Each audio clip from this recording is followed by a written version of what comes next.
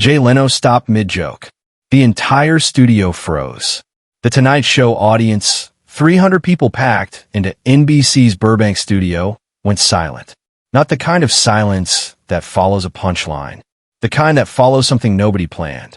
Jay was halfway through his monologue, riffing on the latest political scandal, when he paused. His eyes locked on someone in the front row. He didn't finish the sentence. He just stopped. Then he did something no one expected. He walked off the stage. Not toward the wings. Toward the audience. The cameras scrambled to follow him. Kevin Eubanks, his band leader, glanced at the producers in the booth. Nobody knew what was happening. Jay Leno, the man who could deliver 15 jokes a minute without breaking a sweat, was walking into the crowd. And he wasn't smiling. He was crying. Let me take you back. Let me show you how we got here. 2 weeks earlier, Jay Leno was doing what he did every Thursday night, hosting The Tonight Show. It was 2004. The show was riding high. Jay had beaten David Letterman in the ratings for nearly a decade. He was America's favorite late-night host. The formula was simple. Monologue, sketch, guest, musical act, go home. Rinse and repeat. 5 nights a week. 52 weeks a year. But Jay Leno had a secret weapon. Something that separated him from every other host in television history. He remembered people, not celebrities, not politicians, not the A-listers who came through the revolving door of Studio 3 every night. Jay Leno remembered the people nobody else noticed. The audience members, the crew, the security guards, the janitors. He would walk into the studio 2 hours before taping, shake hands with every person in the front row, and ask them where they were from. He would remember their answers. And sometimes, in the middle of the show, he would bring them into the act. On this particular Thursday, a man named Daniel Ramirez was sitting in the second row. Daniel was 34 years old. He was a high school teacher from Riverside, California. He taught English to kids who didn't speak it. He had saved for 6 months to buy tickets to The Tonight Show. It was his birthday. His wife had surprised him. She knew Jay Leno was his hero. Daniel had grown up watching Johnny Carson. His parents were immigrants from El Salvador. They didn't speak much English. But every night, they would gather around the TV and watch The Tonight Show. They didn't understand half the jokes, but they understood Johnny's warmth, his timing, his ability to make people feel welcome. When Jay Leno took over the show in 1992, Daniel kept watching. To him, Jay wasn't just a comedian. He was proof that America could still be kind. During the warm-up, Jay walked through the audience like he always did. He shook Daniel's hand. He asked where he was from. Daniel told him about Riverside, about his students, about how much this night meant to him. Jay smiled. He said, "Teachers are the real heroes, man. Not me." Then he moved on to the next person. The show started. Monologue. Sketch. Everything normal. The first guest was Cameron Diaz. She was promoting a movie. They talked. They laughed. She told a story about accidentally setting her kitchen on fire. Jay made a joke. The audience roared. Then, during the commercial break, something happened. A producer handed Jay a note. Jay read it. His face changed. He looked out at the audience. He found Daniel in the second row. Then he looked back at the note. He folded it. He put it in his pocket. When the cameras came back on, Jay's energy was different, quieter, more deliberate. Cameron Diaz could feel it. She asked, "You okay, Jay?" Jay nodded. He finished the interview. He thanked her. She left the stage. Then Jay turned to the camera. He didn't sit back down at his desk. He stood there, in the middle of the stage, holding the note. Behind the scenes, Johnny made a decision that defied every producer's expectation. Jay Leno looked at Kevin Eubanks. He looked at the audience. Then he said something that nobody had ever heard him say on television. "I need to stop the show for a second." The audience shifted. Nervous laughter rippled through the room. People thought it was a bit, but Jay's face told them it wasn't. "There's someone here tonight," Jay said, "who I need to talk to." He pointed toward the second row, toward Daniel. "Sir, can you stand up?" Daniel's heart stopped. His wife grabbed his hand. He stood. Slowly, the cameras swung toward him. 300 people turned to look. Jay walked down the steps, off the stage, into the audience. The crew didn't know what to do. The director in the booth was yelling into headsets. But Jay didn't care. He walked straight to Daniel. "What's your name?" Jay asked, even though he already knew. Daniel, the man said. His voice was shaking.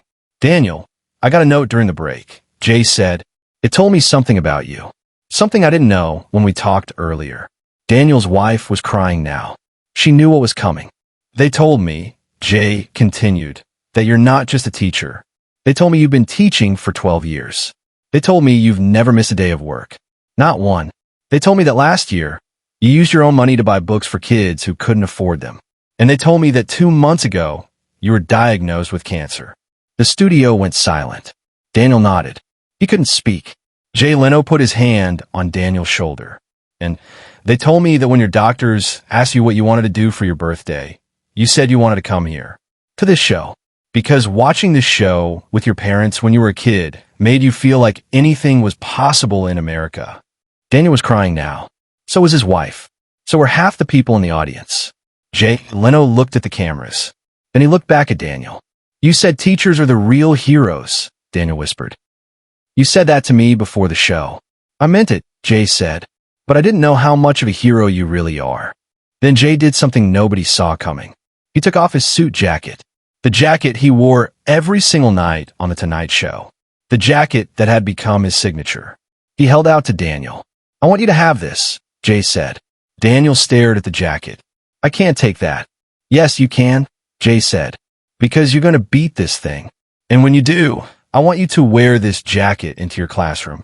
I want your students to know that their teacher met Jay Leno. And I want them to know that Jay Leno thinks their teacher is the bravest man he's ever met. The audience exploded. People were on their feet, crying, cheering, clapping so hard the sound echoed off the walls. Kevin Eubanks was wiping his eyes. The cameramen were trying to keep their shots steady through their own tears. But this is the moment no one in the studio and no one watching at home ever saw coming. Jay Leno turned to the camera. We're going to take a break, he said. But when we come back, Daniel's staying right here. He's going to sit in that chair. And we're going to talk. Because I want to know about those kids you teach. I want to know their stories. Subscribe and leave a comment. Because the most powerful part of this story is still ahead. The commercial break lasted 4 minutes. During those 4 minutes, Jay Leno brought Daniel and his wife onto the stage. He sat them down in the guest chairs. The producers were panicking. The schedule was blown. But Jay didn't care. When the cameras came back, he didn't do a bit. He didn't tell a joke. He interviewed Daniel like he was the biggest star in the world. Daniel talked about his students. About kids who crossed the border with nothing. About a girl named Maria who learned English in 6 months and wrote poetry that made him cry. About a boy named Carlos who wanted to be a doctor but couldn't afford college. Jay listened. He asked questions. He laughed. He cried again. Then Jay made an announcement. Here's what's going to happen, Jay said. Tomorrow morning, I'm going to call every contact I have in Los Angeles.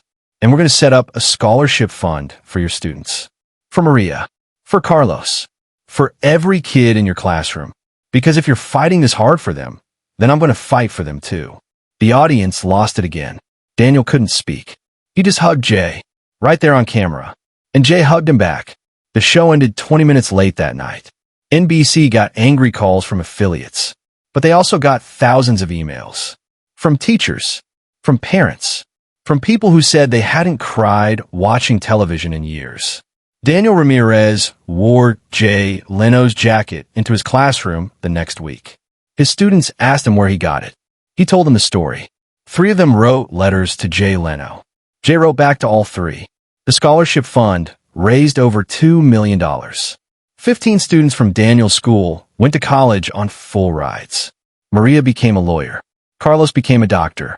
Daniel Ramirez beat cancer. He taught for another 18 years. He retired in 2022. He still has Jay's jacket. It hangs in his living room, framed, next to a photo of that night. Jay Leno never talked about that episode in interviews. He didn't need to. The people who were there never forgot it. The crew called it the night Jay stopped the show. It became legendary inside NBC. New producers were told the story during orientation. It was a reminder. This is what The Tonight Show is supposed to be. Not just jokes, not just celebrities, but humanity. Years later, a reporter asked Jay why he did it. Why he stopped the show. Why he gave away his jacket. Jay shrugged. Because that's what Johnny would have done, he said. But here's the truth. Johnny Carson never did that. Johnny was great. Johnny was the king. But Johnny kept a distance. He played the role. Jay Leno broke the role. He stepped off the stage. He walked into the audience. He made television feel like a living room. He made people feel seen. That's Jay Leno's legacy. Not the cars. Not the ratings. Not the headlines. It's the moments when he stopped being a host and started being human. Daniel's jacket still hangs in that living room. And every time someone asks about it, Daniel tells the story. About the night Jay Leno stopped the show. About the night a comedian became a hero. Share and subscribe. Make sure this story is never forgotten.